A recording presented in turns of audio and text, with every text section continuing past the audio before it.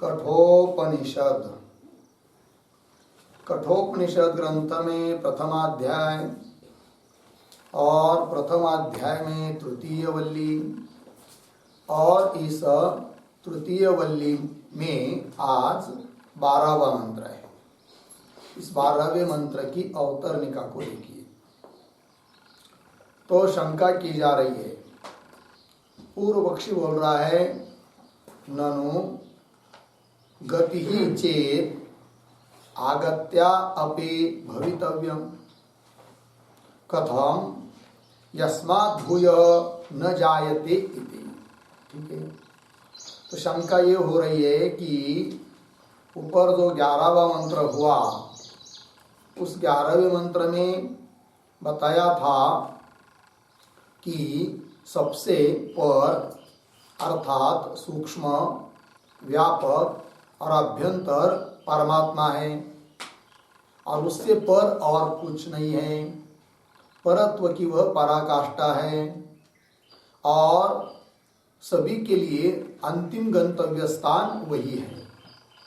ऐसा वो परमात्मा रूप स्थान है कि जहाँ पहुँचने के बाद पुनः आगमन नहीं होता है, अर्थात पुनः जन्म मरण नहीं लेना पड़ते हैं। जन्म पुनः होता नहीं है। कहा था यद गत्वा न निवर्तन्ते तद्धाम परमं मम, तो परागति बताई थी। तो अब इस आधार पर गति शब्दों को लेकर पूर्व पक्षी शंका कर रहा है, क्योंकि गति शब्द का अर्थ होता है गमन। तो व्यवहारिक अर्थ जो गति शब्द का है गमन, उसको लेकर पूर्व पक्षी शंका कर रहा है। वह कहता है कि ननु गति चेत, यदि गति होती है, जाना होता है, वहां पर पहुंच जाता है जाने वाला साधक, तो पुनः वापस आ भी जाएगा। गति चेत आगत्यापि भवितव्यम, क्योंकि व्यवहार में भी ऐसा देखा गया है कि जो भी व्यक्ति कहीं पर जाता है तो वहां से वापस लौटता भी है, तभी उसकी यात्रा पूरी हुई ऐसा माना जाता है। ऐसा थोड़ी है कि समझ लीजिए हम लोग गए कई तीर्थ यात्रा के लिए, केदारनाथ के लिए, और वहाँ गए फिर गए हो गया, ऐसा नहीं है। वहाँ जाता है तो पुनः वापस आता भी है। कहीं भी गांव के लिए हम लोग जाते हैं तो पुनः वापस आते भी हैं। उस प्रकार यदि गमन करने वाला कोई भी जीव वह उस परमात्मा को प्राप्त हो जाता है, वहाँ जाता है, गति उसकी कह दी, तो वहाँ से आगति भी होना चाहिए। आगमन वापस लौटना वो भी होना चाहिए। और यदि ऐसा होगा तो पुनः कैसा कह रहे आप कि यस्मात्, जिसको प्राप्त होने के बाद पुनः न जायते, पुनः उसका जन्म मृत्यु आदि होता नहीं है, अर्थात वापस नहीं लौटता है। ये कैसे कह रहे हो? ये पूर्व पक्षी की शंका। देखिए पंक्ति, ननु गति ही चेत आगत्या अपि भवितव्यम, आगमन भी वापस होना चाहिए।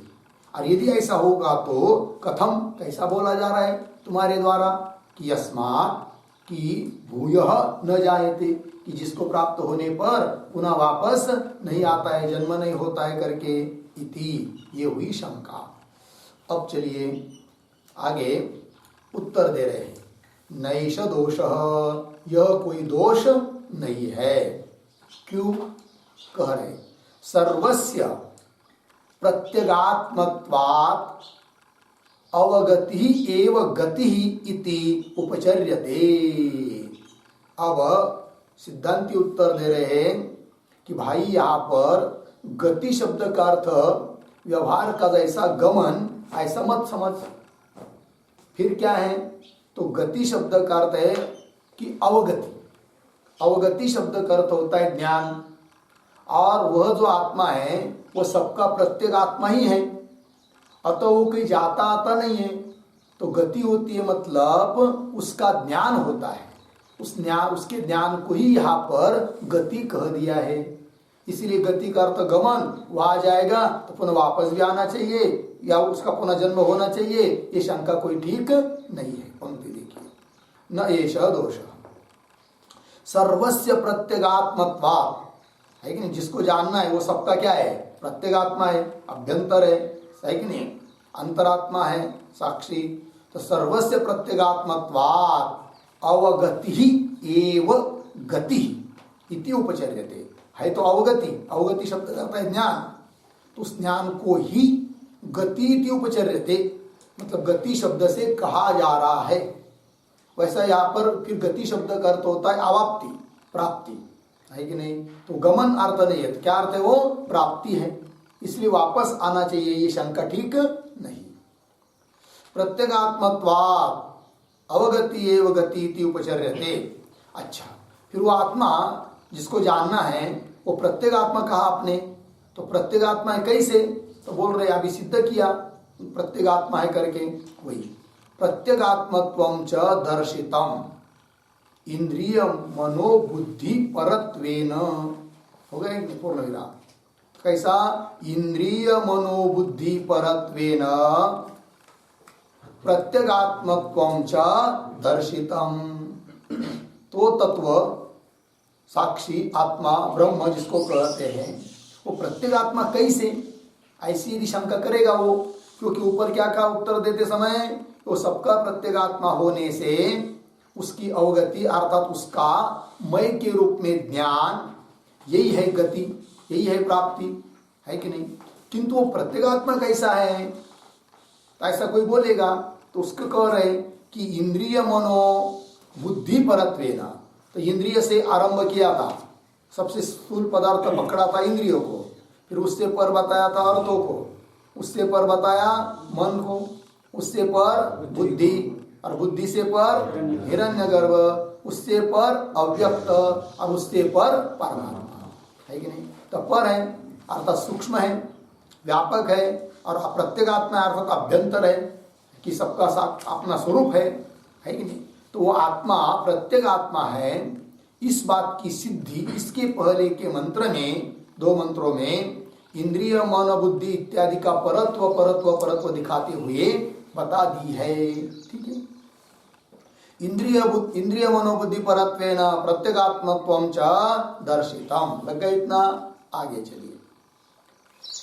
यह ही गंता सह अगतम अप्रत्यग्रूपम गच्छति अनात्मभूतम न विपर्ययेण, ठीक है। ये वाक्य पूरा हुआ, तो यह से लेकर यहां तक न विपर्ययेण, तो अन्वय करेंगे। ही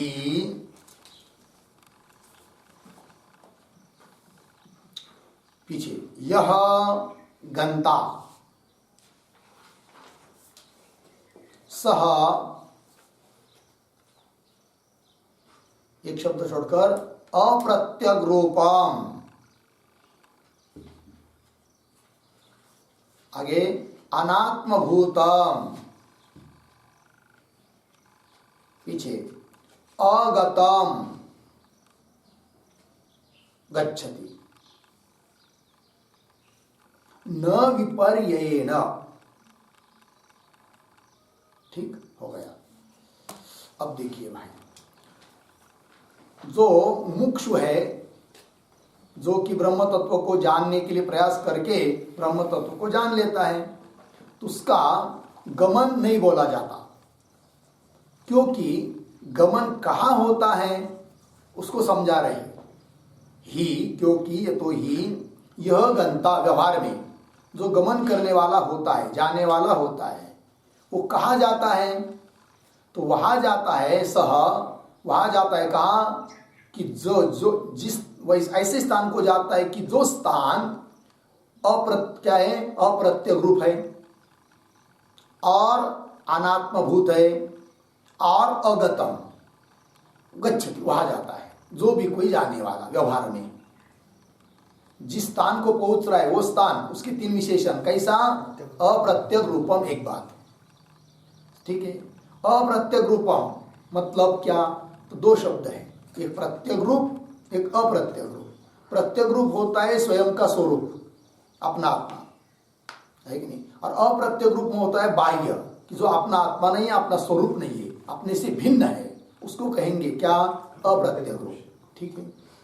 और अनात्मभूत, जो अपना आत्मा नहीं है, अपितु क्या है, अनात्मा है, जड़ है, ऐसा स्थान। और अगतम, कि जाने के पहले वहां पहुंचा नहीं है, दूर है, अप्राप्त है, अगतम, अगतम मतलब अप्राप्त है, अप्राप्त स्थान है। तो ऐसे स्थान के लिए जाने वाला जाता है। समझ लीजिए यहाँ से कोई चलकर गया अंबाजोगाई, तो अंबाजोगाई गया तो अंबाजोगाई कैसी, फिर अप्रत्यक रूप है, मतलब प्रत्येगात्मा नहीं है, बाह्य है, एक बात। पुनः कैसा है, अनात्मा है। और पुनः कैसा है, अगतम, वहां हम पहले नहीं गए थे, नहीं गए, अतः चल कर गए। भले रोज जा रहे हो किंतु वहां पहुंचे नहीं तभी तो गए ना। तो तीन बात हुई। तो जो भी जाने वाला होता है उसके लिए तीन चीज चाहिए, तब वो उस स्थान में जाता है, ये बोला जाता है। जहां जिस स्थान पर जा रहा है वो स्थान अप्रत्यक रूप हो, एक, अनात्माभूत हो, दो, और अगतम हो। ठीक है, ये बात हुई। अब आत्मा के लिए, जब आत्मा को हम लोग जानते हैं तो वहां पर गमन करने वाला गमन करके वहां पहुंचा ये नहीं कहा जा सकता। अपितु उसको जान लिया केवल मय के रूप में। क्यों नहीं ऐसा बोला जा सकता, वही दिया, देखिए, ही यह गंता सह अप्रत्यक रूपम अनात्मभूतम अगतम गच्छति। यहां तक एक बात हो गई, उसको कराया गया अर्धविराम अनात्मभूतम के बाद, न विपर्ययेन, किंतु इसकी विपरीत यदि होता है तो वहां कोई गमन करने वाला गमन कर रहा, ये नहीं बोला जाता है। अब देखिए, अपने आत्मा को हम लोग जानते हैं तो वहां गमन नहीं कर सकते। क्यों कि तीनों बात वही वहां पर नहीं है। जिसको हम जान रहे हैं वह प्रत्येक रूप है कि अप्रत्यक रूप है, प्रत्येक रूप है। अनात्मभूत एक आत्मा है, आत्मा है। और वहां पर अगतम, अगतम है क्या, नहीं, पहले से ही प्राप्त है वो, इसलिए वहां के लिए गमन नहीं बोल सकते हैं। ठीक है, यदि व्यवहार के जैसे गमन होता तब तो शंका ठीक थी, आगमन भी होना चाहिए, जन्म भी पुनः होना चाहिए, किंतु ये गमन वस्तुतः गमन है नहीं है, ये बात कह दी, न विपर्ययेन। अब बोलेंगे भाई कैसे, तो श्रुति प्रमाण दे रहे हैं, तथा च श्रुति ही, इस बात के लिए श्रुति भी प्रमाण दे रहे हैं। क्या, अनध्वगा अध्वसु पार विष्णव इत्याद्या, ये श्रुति। तो इसका कैसा पढ़ेंगे, तथा च श्रुति ही अध्वसु पार यह है ना, पारयिष्णव अनध्वगा इत्याद्या, ये श्रुति हुई। इसका क्या अर्थ है, तो अध्वसु पारयिष्णव, इसका अर्थ है संसार पारम गंतारः। ठीक है जी, संसार पारम गंतारः, संसार के पार जाने वाले जो होते हैं वे सब अनध्वगाः। अनध्वगाः का अर्थ है मार्ग रहिता। अनध्वगाः का अर्थ लिखिए मार्ग रहिता। ठीक है,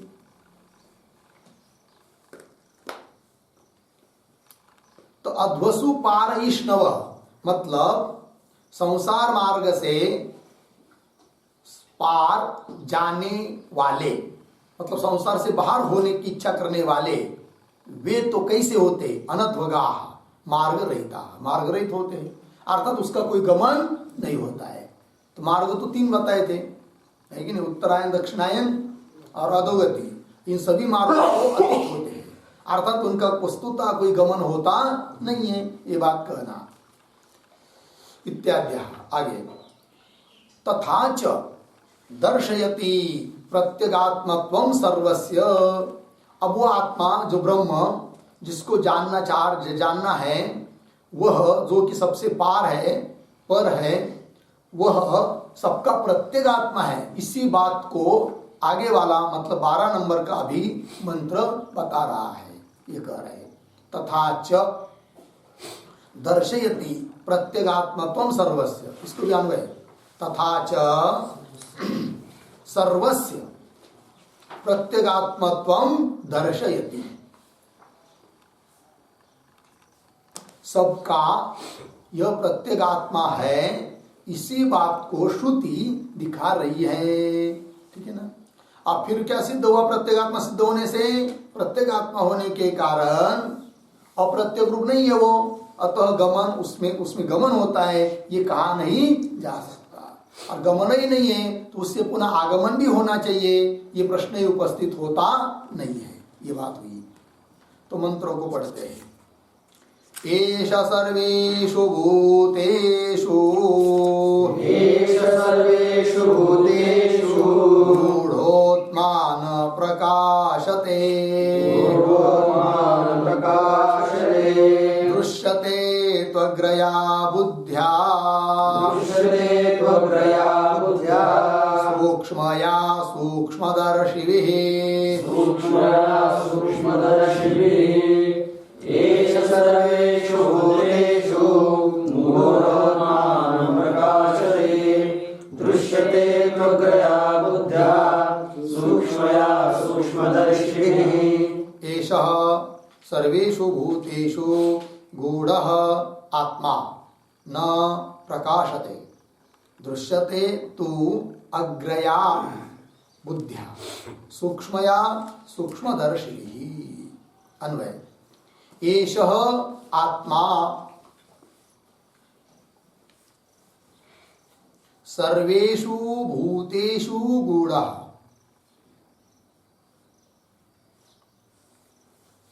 न प्रकाशते। ठीक, नीचे सूक्ष्मदर्शिभिः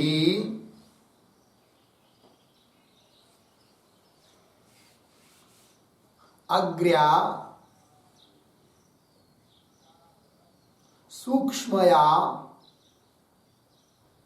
बुद्ध्या तु दृश्यते।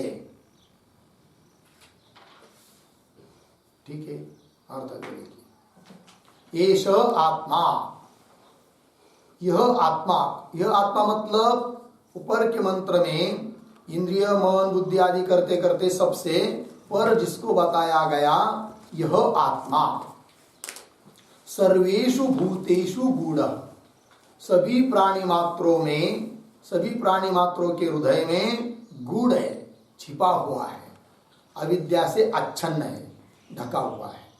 अर्थात वो प्रत्येक आत्मा है सबका, और अविद्या के कारण आच्छन्न होने के कारण न प्रकाशते, मतलब ये आत्मा ही मेरा स्वरूप है, इस रूप से सरलता से जाना नहीं जाता है, न प्रकाशते। फिर बोलेंगे भाई जाना ही नहीं जाता है क्या वो आत्मा? तो पीछे तो आपने कहा था कि वो आत्मा उस आत्मा को जान लेते हैं लोग करके। कौन? तो बताया था कहां पर, हाँ, अक्रतुहु पश्यति तम अक्रतुहु पश्यति। दूसरे वल्ली के 20वें श्लोक में बताया था कि अक्रतु अकामी पुरुष उसको जान लेता है करके, और अभी कह रहे हैं कि वो जाना नहीं जाता है, न प्रकाशते। ये कैसे? तब उत्तर दे रहे, जाना तो जाता है, किनको कौन जान सकते उसको? तत्व करे तत् सूक्ष्मदर्शी भी, सूक्ष्मदर्शी जो लोग हैं, सूक्ष्म वस्तु का साक्षात्कार करने का शील स्वभाव है जिनका, ऐसे जो लोग वे अत्यंत सूक्ष्म और एकाग्र बुद्धि के द्वारा उस आत्मा को जानते हैं। और ऐसे जो लोग नहीं हैं, अर्थात जिसका अंतःकरण अत्यंत स्थूल है कि वह मलिन है, अशुद्ध है, वे लोग उस आत्म तत्व को नहीं जानते हैं। और सूक्ष्मदर्शी लोग तो उस आत्म तत्व को जान लेते हैं, इसलिए दोनों की संगति लग जाती है।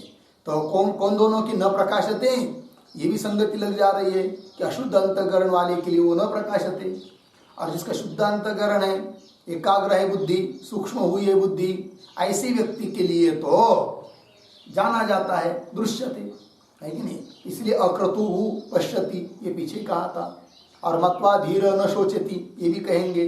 ठीक, चलिए तो इस मंत्र के शब्दों का थोड़ा अर्थ लिख लेंगे। उसके पहले और एक वाक्य लिखते हैं अवतरणिका के रूप में।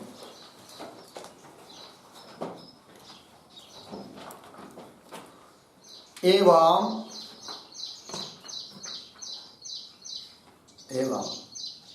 सर्व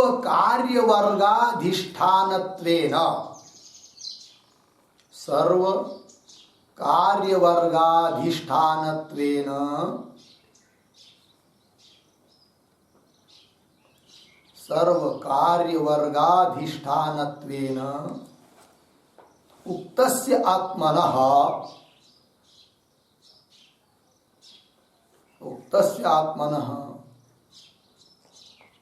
भानाभानयोः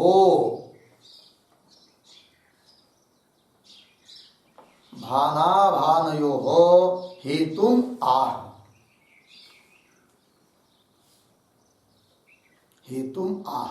एष इति।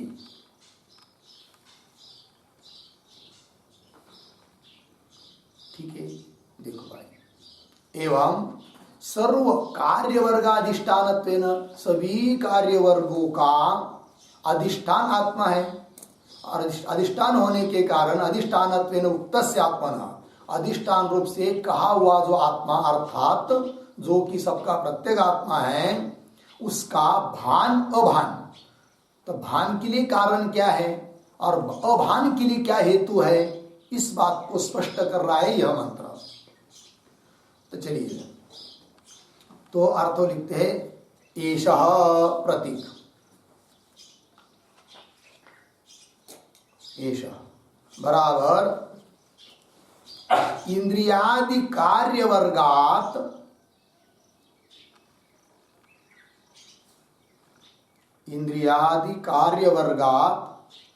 परत्वेन उक्तः,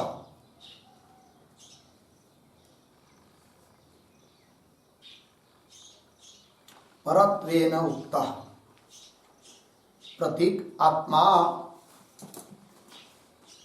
बराबर प्रत्यक चैतन्य रूपः,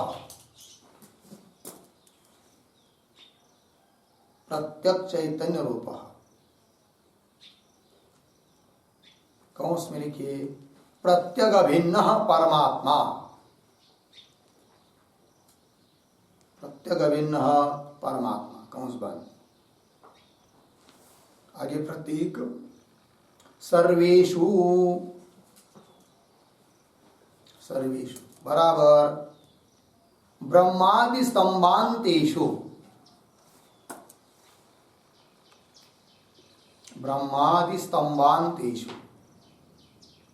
आगे प्रतीक भूतेषु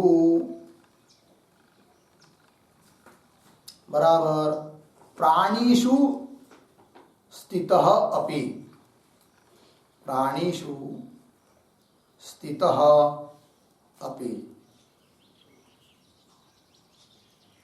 आगे प्रतीक गूढ़ः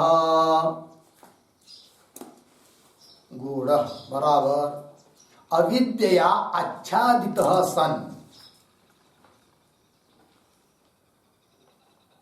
अविद्यया आच्छादितः सन्। आगे प्रतीक न प्रकाशते,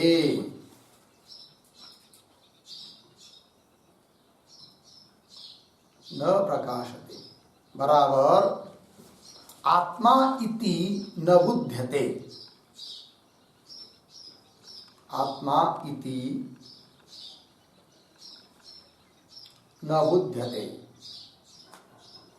ठीक है, क्या हुआ?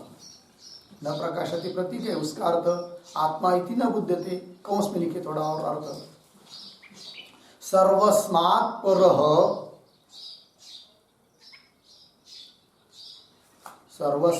परः, आनंद रूपः अहम्,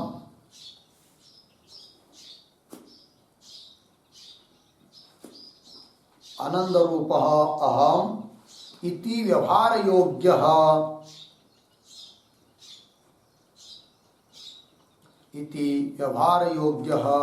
न भवति,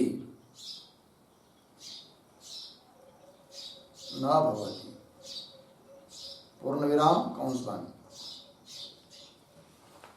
आगे थोड़ा सा कौंस में लिखते हैं आगे के लिए अवतरणिका रूप में, ननु उद्धरण चिन्ह में तम अक्रतु पश्यति,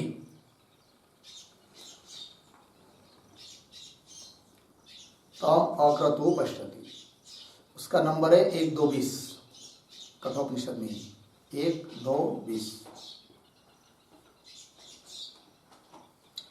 उद्धरण चिन्ह बंद। आगे इति पूर्वोक्तात्, इति पूर्वोक्तात् विरुद्धम, विरुद्धम उद्धरण चिन्ह में न प्रकाशते, उद्धरण चिन्ह बंद, न प्रकाशते। इति कथम उच्यते, इति कथम उच्यते अर्धेरा। इति आशंक्य, इति आशंक्य चित्तशुद्धि अशुद्धिभ्याम, चित्तशुद्धि अशुद्धिभ्याम अधिकारी भेदात्,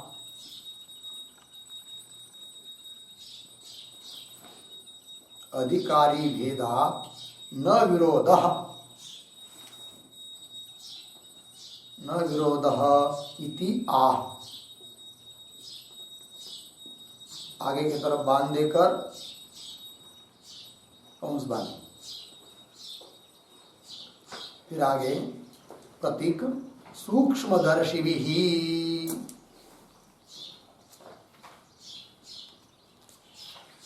सूक्ष्मदर्शिभिः बराबर इंद्रियेभ्यः पराह्यर्थाः, उद्धरण चिन्ह में इंद्रियेभ्यः पराह्यर्थाः।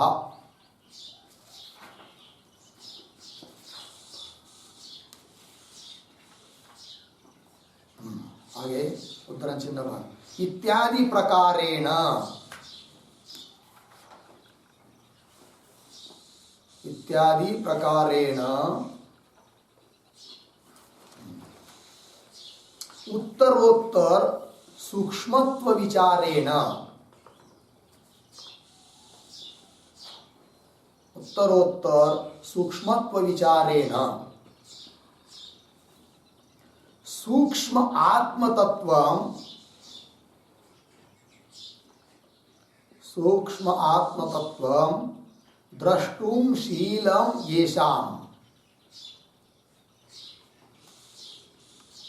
द्रष्टुं शीलं येषाम् तैः पंडितैः,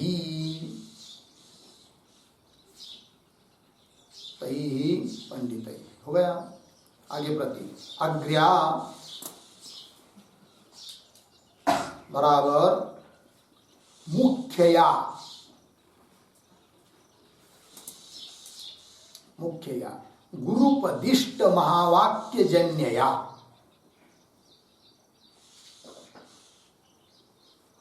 गुरुपदिष्ट महावाक्य जन्यया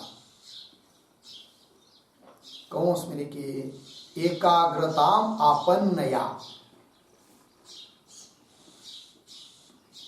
एकाग्रताम आपन्नया कौंस बन। आगे प्रतीक है सूक्ष्मया बराबर सूक्ष्म पदार्थ ग्रहण समर्थया,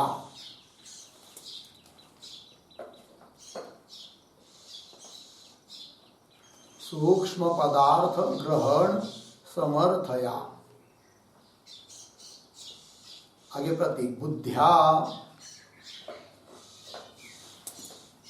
बुद्ध्या बराबर निश्चयात्मिकया, निश्चयात्मिकया। आगे प्रतीक है तू बराबर एव, एव। आगे प्रतीक दृश्यते,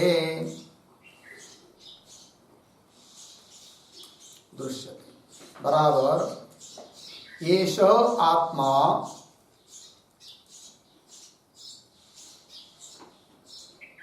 एष आत्मा प्रत्यग रूपेण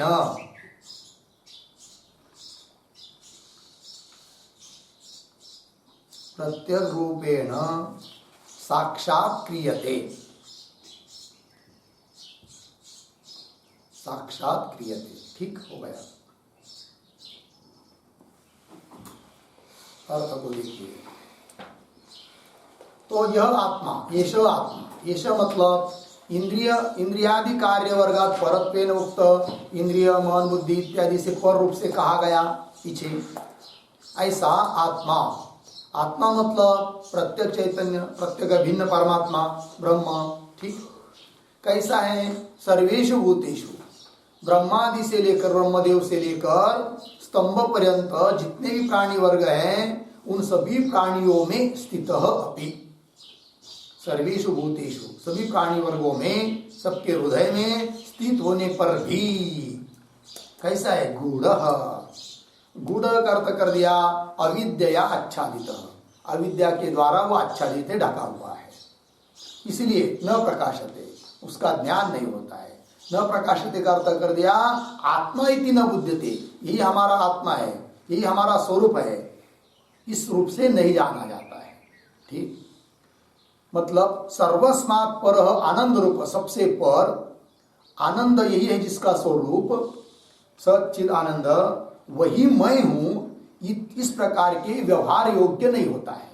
अर्थात उस रूप से मैं के रूप में उसको लोग जीव नहीं जान पाते हैं, गूढ़ होने के कारण, सबके हृदय में होता हुआ भी, ठीक है। अब न प्रकाशते कह दिया, उसका ज्ञान नहीं होता ये कह दिया, तब इस पर कोई शंका करेगा पूर्व पक्षी आदि, क्या कहेगा कि ननु तम अक्रतु पश्यति, ऐसा पीछे एक बार बताया है पहले अध्याय में दूसरे वल्ली के 20 नंबर के श्लोक में कि वो अकामी पुरुष उसको जानता है, तो वहां पर तो आत्मा रूप से जानने के लिए कहा, जानता है करके। और आगे भी दूसरे अध्याय के प्रथम वल्ली के चौथे मंत्र में आने वाला है कि मत्वा धीर न शोचति, उस आत्म तत्व को जानकर साक्षात्कार करके धीर पुरुष, ज्ञानी पुरुष शोक नहीं करता है। अर्थात आत्म तत्व का ज्ञान होता है अहम के रूप में, ऐसा पीछे कहा, आगे भी कहने वाले हैं, और बीच में अभी कह रहे हैं कि न प्रकाशते, तो पूर्वोत्तर क्या हो रहा है? विरोध हो रहा है, ऐसी कोई शंका करेगा तो वही शंका लिख दिया।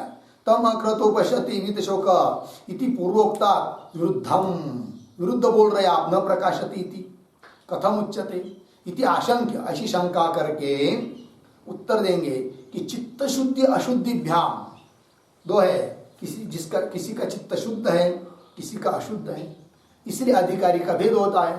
तो जिसका चित्त शुद्ध होता है ऐसे अधिकारी के लिए तो आत्मा जाना जाता है, और जिसका चित्त अशुद्ध है ऐसा जो कोई व्यक्ति वो उसको नहीं जानता है, इसलिए पूर्वोत्तर विरोध नहीं है, दोनों की विसंगति लग जाती है। तो फिर कौन जानते आत्मा को, कैसी बुद्धि वाले लोग जानते हैं, तो उसको स्पष्टीकरण कर रहे उत्तरार्ध से।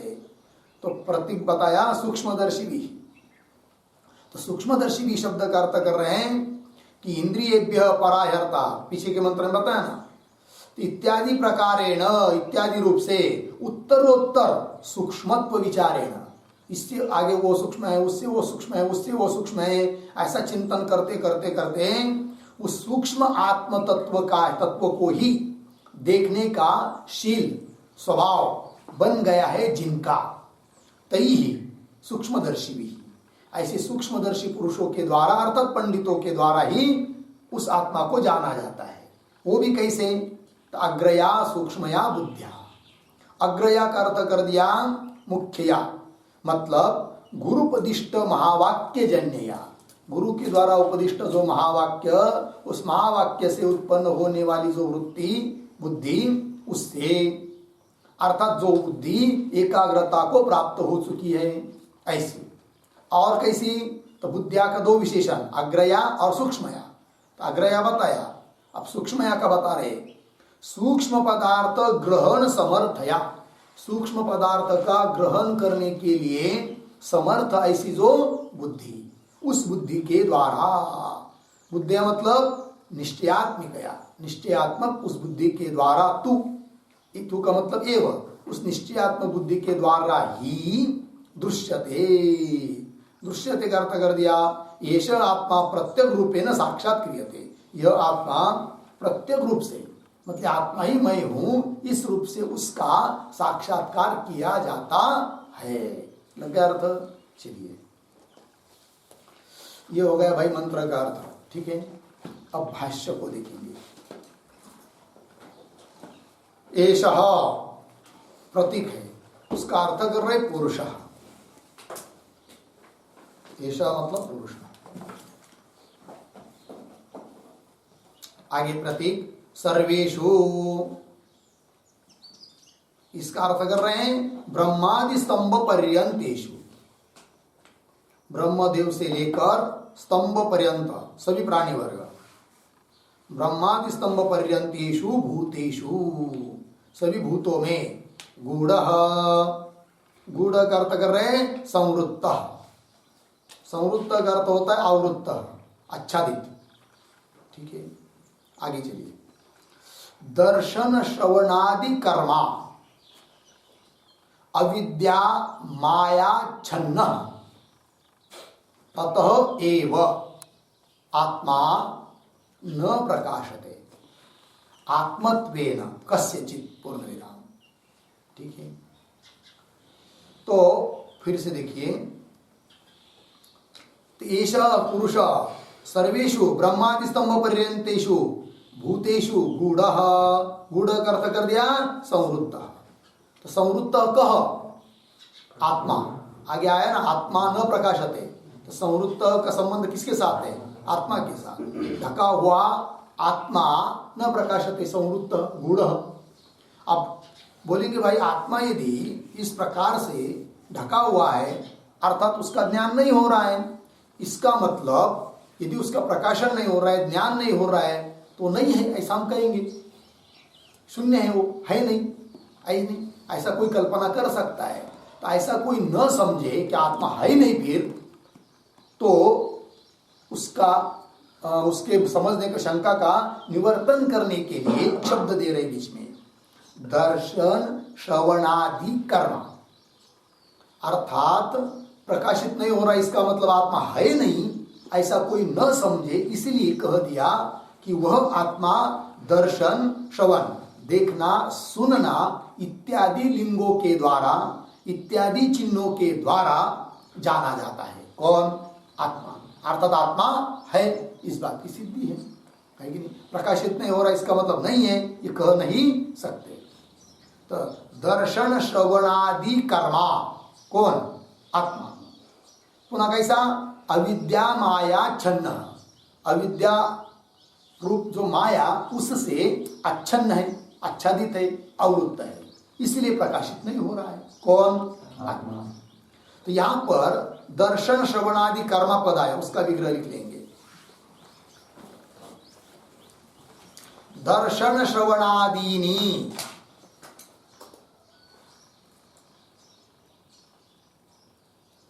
दर्शन श्रवणादीनी कर्माणि, दर्शन श्रवणादीनी कर्माणि अस्य इति, अस्य इति दर्शन श्रवणादि कर्मा, दर्शन श्रवणादि कर्मा, ठीक है।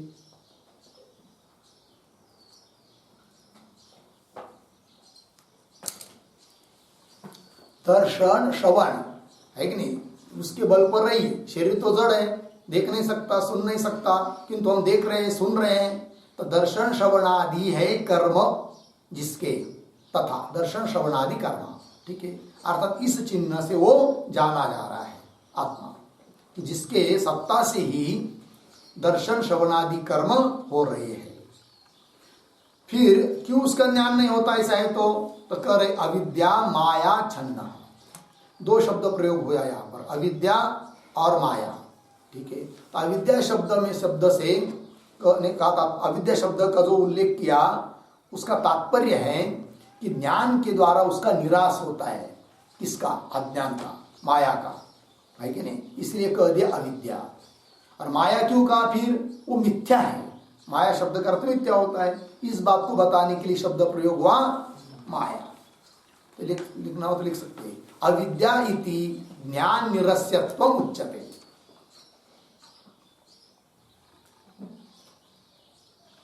अविद्या इति ज्ञान निरस्यत्वम उच्यते। पूर्ण विराम। माया इति मिथ्यात्वम उच्यते। माया इति मिथ्यात्वम उच्यते। ठीक है, चलो भाई। क्योंकि कोई ये न समझे कि यदि वह माया के द्वारा, विद्या के द्वारा आवृत्त है तो उसका कभी ज्ञान हो ही नहीं सकता। तो ऐसी बात नहीं है। जिसके द्वारा वह आवृत्त है वह अविद्या है, अर्थात ज्ञान के द्वारा उसका निराश होता है। क्योंकि वो मिथ्या है, माया है। मिथ्या वस्तु की ही निवृत्ति ज्ञान से होती है। ठीक है, इसलिए भले वो अविद्या से आवृत्त हो, किंतु वो क्या? ज्ञान से निवृत्त हो गया विद्या, तब उसका ज्ञान होगा आत्मा का। ये बात। चलिए, अविद्या माया छन्न, छन्न अच्छन्न आवृत्त, अतः एव। अतः मतलब इस प्रकार माया से अच्छन्न होने के कारण ही आत्मा न प्रकाशते आत्मत्वेन। तो कैसा पढ़ेंगे? अतः एव आत्मा आत्मत्वेन कस्यचित् न प्रकाशते।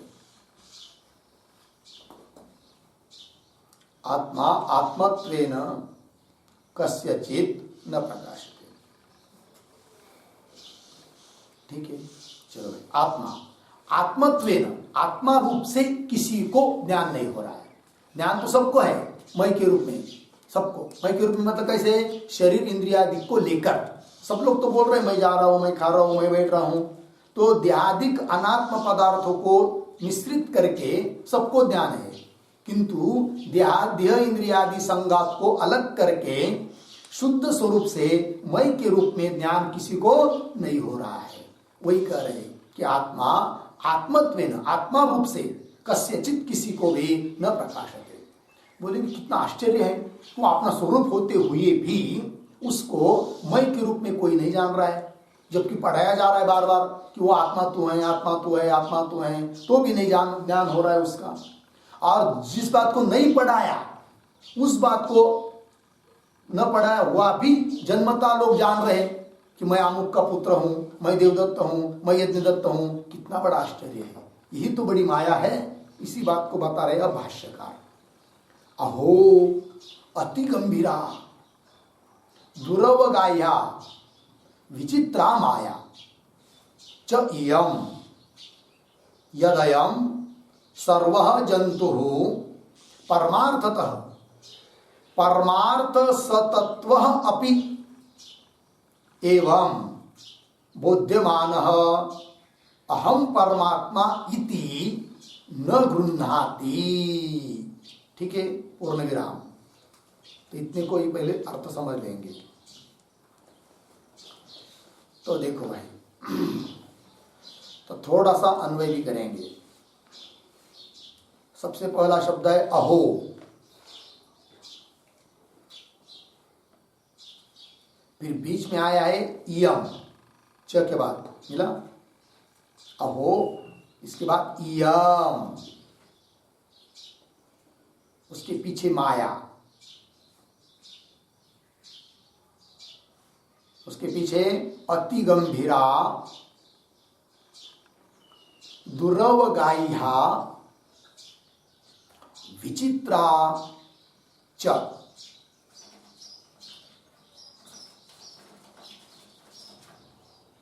हो गया विचित्रा च। उसके बाद यद अयम, यद अयम है ना, यद अयम सर्वः जंतुः परमार्थतः, आगे सरल है, परमार्थ सत्तत्व अपि एवं बोध्यमानः अहम परमात्मा इति न गृह्णाति। मिल गया। अब देखिए अर्थ एक एक बात का। अहो आश्चर्य है, इयम माया, यही तो माया है। इयम, इयम शब्द प्रयोग कर दिया, इयम माया। इयम मतलब, इयम शब्द का अर्थ लिखिए, अहम अज्ञः इति अनुभव सिद्धा।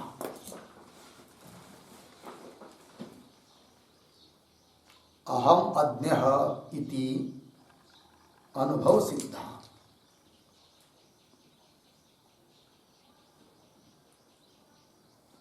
इसलिए इयम कह दिया उसको।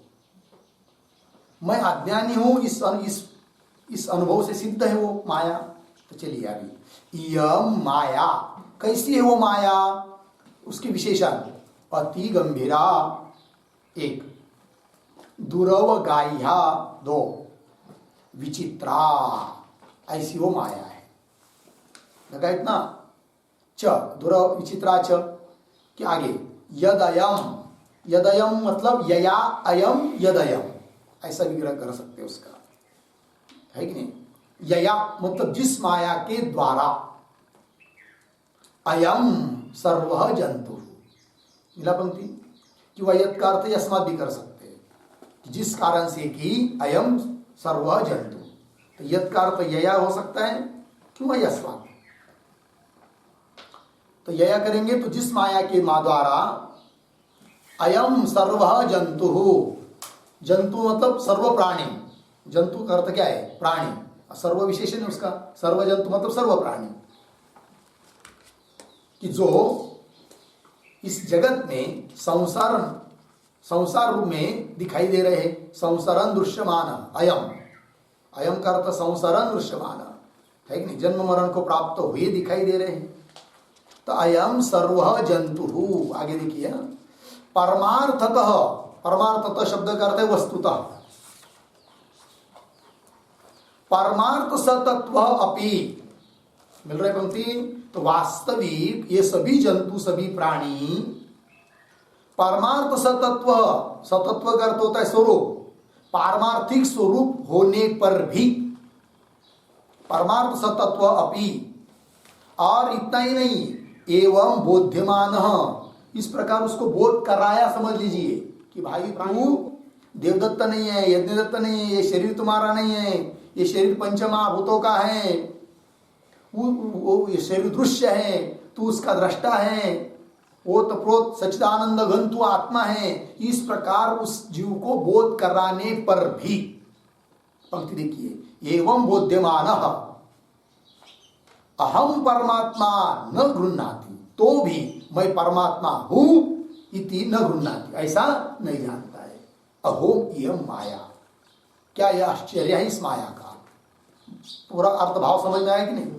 क्या बताया जा रहा है कि क्या इस माया का आश्चर्य है कि सभी जंतुओं का परमार्थतः वस्तुतः वो अपना आत्मा, अपना स्वरूप होने पर भी, और उसको उस प्रकार से उपदेश करने पर भी, तो भी ये परमात्मा मैं हूं इस रूप से नहीं जान पा रहा है, नहीं जानने दे रही है। कौन?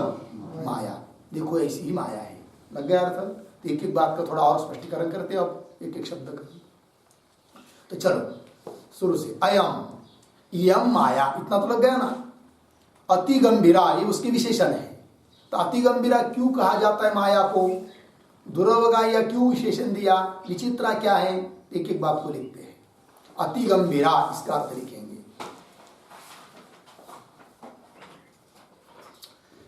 स्वप्रकाश प्रत्यक चैतन्य आवरिका, स्वप्रकाश प्रत्यक चैतन्यावरिका, चैतन्य आवरिका, अविद्या, अविद्या, अतः अति गंभीरा, अतः अति गंभीरा बराबर नक्रादि संवलित, नक्रादि संवलित गंगा हृदय, नक्रादि संवलित गंगा हृदय इव, इव अविमर्शनीय स्वरूपा, अविमर्शनीय स्वरूपा, अर्धविराम, यतः एवं अतः, यतः एवं अतः दुरवगाह्य।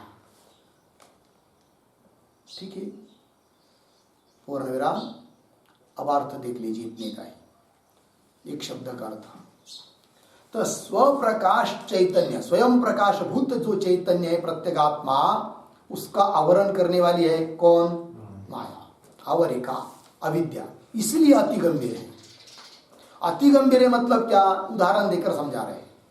जैसे कोई नदी हो, गंगा आदि, और उसका कभी कहीं कहीं पर क्या होता है, रुद्र होता है, महाडोह जिसको हम बोलते हैं, बहुत जल, बहुत गंभीर, पता नहीं चलता कितना गहरा है करके।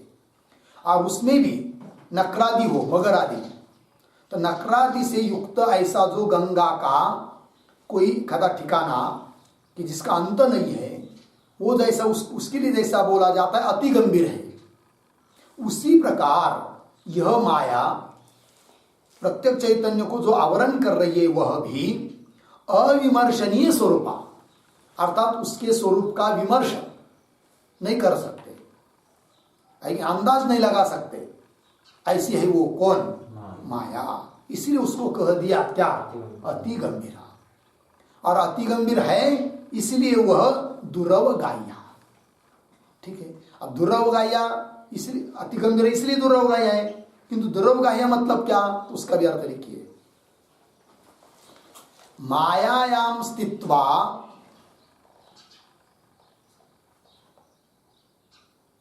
मायायाम स्थित्वा मायाकृता विभूति ही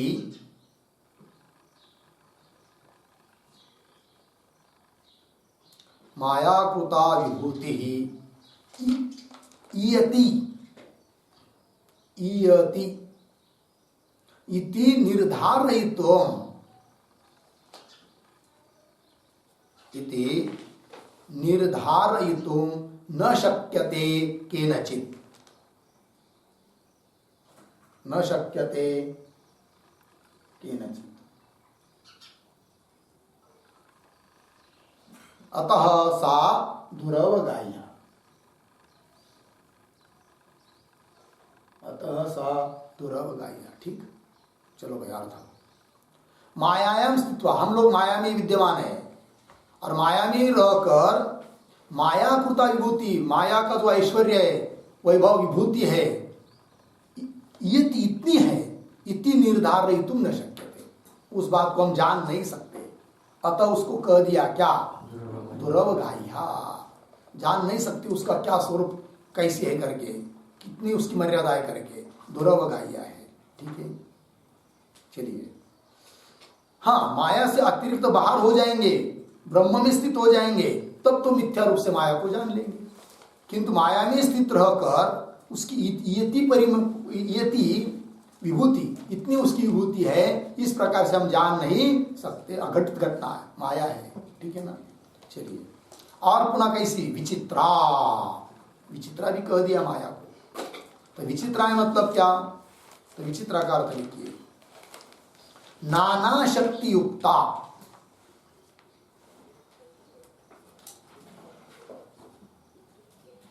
नाना शक्ति युक्ता, अघटन घटना पटियसी, अघटन घटना पटियसी माया विचित्रा।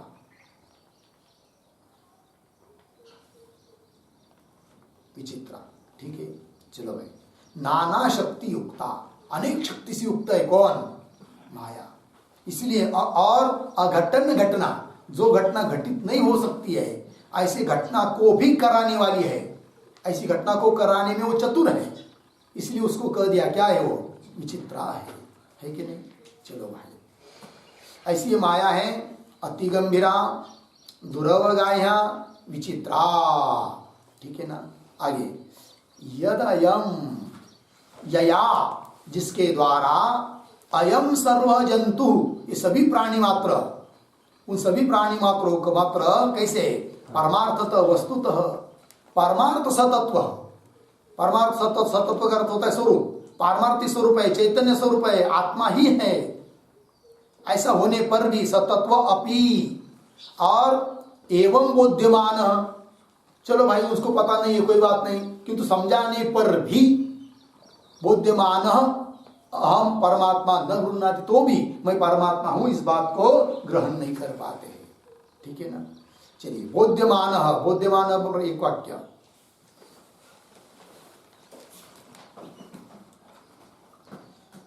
परमात्मा एव आत्मा, परमात्मा एव आत्मा, अर्धविराम, न असि संसारी,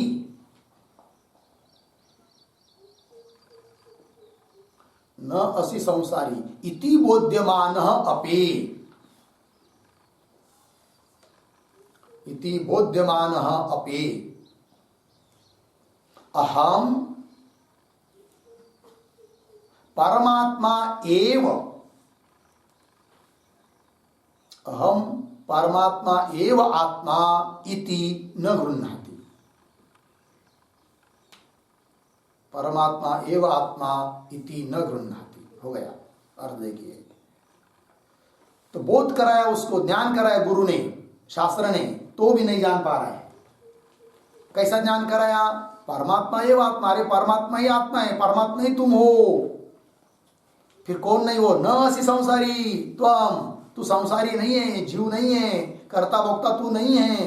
इति बोध्यमानः अपि, ऐसा बोध कराने पर भी, बोध कराने पर तो जानना चाहिए ना कम से कम कि मैं परमात्मा हूं, सच्चिदानंद घन आत्मा हूं, तो भी ग्रहण नहीं करता है। यही आश्चर्य है, यही माया है। लग गया? चलिए तो अपि एवं बोध्यमानः अहम परमात्मा इति न गृह्णाति, ऐसा ग्रहण नहीं कर पाता है। लग गया? एक बात हो गई, माया का एक वैभव बताया, कैसी माया क्या करती करके, ज्ञान नहीं होने दे रही है कि नहीं। और दूसरी बाजू को देखिए आगे का वाक्य, अनात्मानं देहेन्द्रियादि संघातम आत्मनः दृश्यमानम अपि घटादिवत् आत्मत्वेन अहम अमुष्यः पुत्रः इति अनुच्यमानः अपि गृह्णाति। पूर्णविराम। एक वाक्य हुआ, मिला कि नहीं वाक्य? अब उसकी अन्वय थोड़ा देखेंगे उसका। तो बीच में पद आया है घटादिवत्, उसके पीछे आत्मनः दृश्यमानम अपि, उसके पीछे देहेन्द्रियादि संघातम, पीछे अनात्मानम,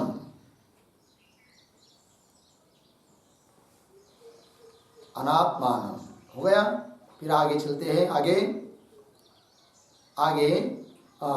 अनुच्यमानः अपि, अनुच्यमानः अपि, उसके पीछे अहम अमुष्यः पुत्रः इति, अहम अमुष्य पुत्रः इति, उसके पीछे आत्मत्वेन, आगे गृह्णाति। देखिए भाई ये माया है, अर्थ को देखिए। तो दृष्टांत देकर समझा रहे हैं, घटादिवत, जैसे घट को हम देखते हैं तो हम दृष्टा हुए और घट दृश्य हुआ। जो दृश्य होता है उससे दृष्टा भिन्न होता है। दृश्य जड़ है, घट जड़ है, दृश्य से भिन्न है कौन? दृष्टा। ये दृष्टांत में उस प्रकार घटादिवत आत्मनः दृश्यमानम अपि, कौन? देहेन्द्रियादि संघातम, आत्मन अपने लिए दृश्यमान होने पर भी, कौन? देह इंद्रियादि को का संघात, संघात समूह, देह इंद्रिया का समूह, ये शरीर आदि, इसको हम देख रहे हैं, अर्थात ये दृश्य है और हम उसके दृष्टा हैं। तो घट दृश्य है, तो जैसे घट से हम भिन्न हैं, उसी प्रकार देह इंद्रियादि भी अपने लिए दृश्य है, उसके दृष्टा हम है कि नहीं? ये देख रहे हैं, समझ रहे हैं, तो भी देखिए देहेन्द्रियादि संघातम, आत्मन दृश्यमानम अपि देहेन्द्रियादि संगातम अनात्मानम, जो कि अनात्मा है, अनात्मानम, अनात्मा है वो। अब उस अनात्मा को देह इंद्रियादि संगात को आत्मा रूप से ग्रहण नहीं करना चाहिए।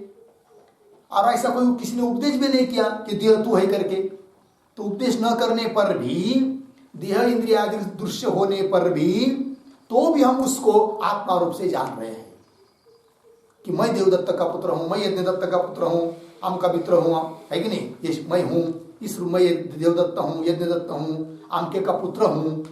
इस प्रकार से आत्मा रूप से देह को लेकर जान रहे हैं जीव। यही माया है। आश्चर्य है, लगा कि नहीं पंक्ति? देखिए, अनात्मानम, आगे अनुच्यमान अपि अहम अमुष्य पुत्र इति आत्मत्वेन गृह्णाति। अनुच्यमान अपि, अनुच्यमान करते लिखिए अनुपदिश्यमान अपि, अनुपदिश्यमान अपि,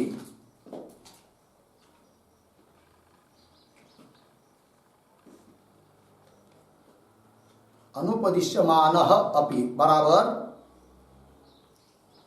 त्वाम देवदत्त पुत्र, त्वाम देवदत्त पुत्र विष्णुमित्र इति उपदेशाभावे अपि, इति उपदेशाभावे अपि।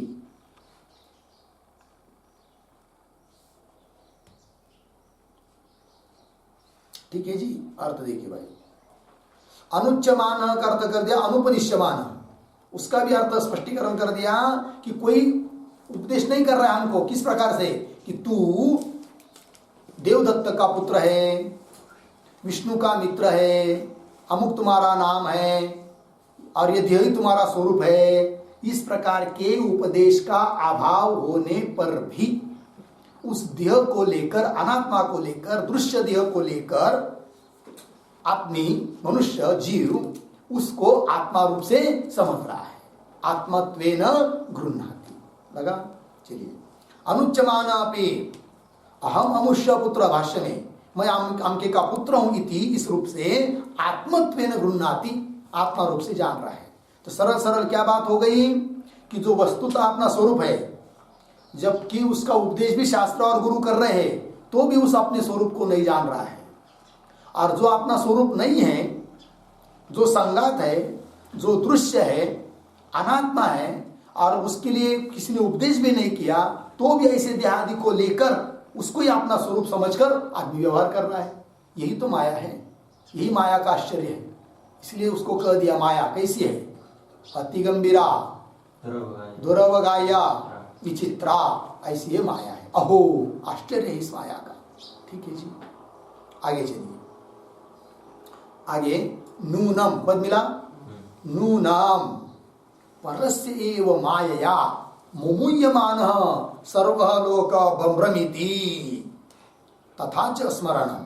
ठीक ना, इतने का अर्थ कर लीजिए। नूनम, नूनम का अर्थ है, नूनम याव्य है, ननु नहीं है, नूनम, नूनम मतलब निश्चितम। नूनम का अर्थ निश्चितम, निश्चयवाचक अव्यय है। तो नूनम निश्चितम ही क्या? परस्य एव मायया मुमुह्यमान सर्व लोक, सभी लोग कैसे हैं? परस्य एव मायया, परस्य, परस्य का अर्थ है परस्य परमात्मन एव माया, उस परमात्मा की ये माया है। और उस माया के द्वारा, माया या तृतीया, मुमुह्यमान सर्वलोक, सर्वलोक का विशेषण है मुमुह्यमान। मुमुह्यमान का अर्थ लिखिए पुनः पुनः अतिशयेन वा, पुनः पुनः, मुमुह्यमान का अर्थ पुनः पुनः अतिशयेन वा मोहम अपद्यमान, मोहम अपद्यमान। ठीक, पुनः पुनः मोह को प्राप्त होता हुआ, पुनः पुनः एक अर्थ हुआ। क्यों? अतिशयन, बार बार, कि वह अतिशय रूप से मोह को प्राप्त हो रहा है। कौन? सर्व लोक। मोह को प्राप्त हो रहा है मतलब अविवेक को प्राप्त हो रहा है कि नहीं? देहादि अनात्मा को ही आत्मा समझ रहा है, ठीक है। बार बार जन्मों जन्मी हर एक जन्म में ऐसा ही मोह को प्राप्त होता आ रहा है। कौन? जीव। सर्वलोक तो परस्येव माया मोमुह्यमान सर्वलोक बम काय बम बम भ्रमिति, तो यही है ना, बम भ्रमिति यंग लोगंत रूप है। तो उसका अर्थ लिखिए पुनः पुनः अतिशयेन भ्रमति,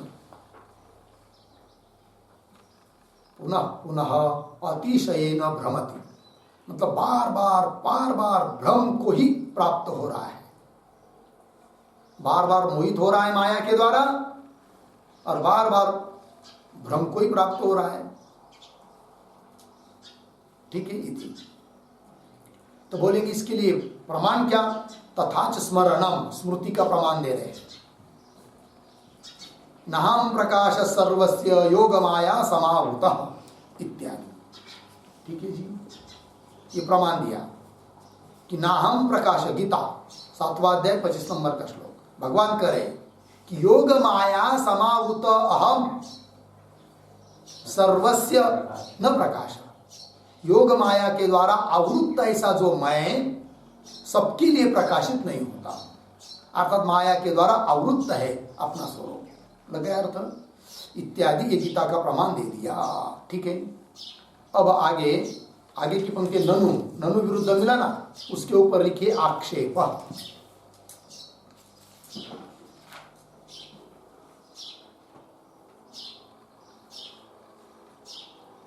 हो गया ना, किंतु अब ये आक्षेप और समाधान इसका विचार हम लोग कल करते हैं।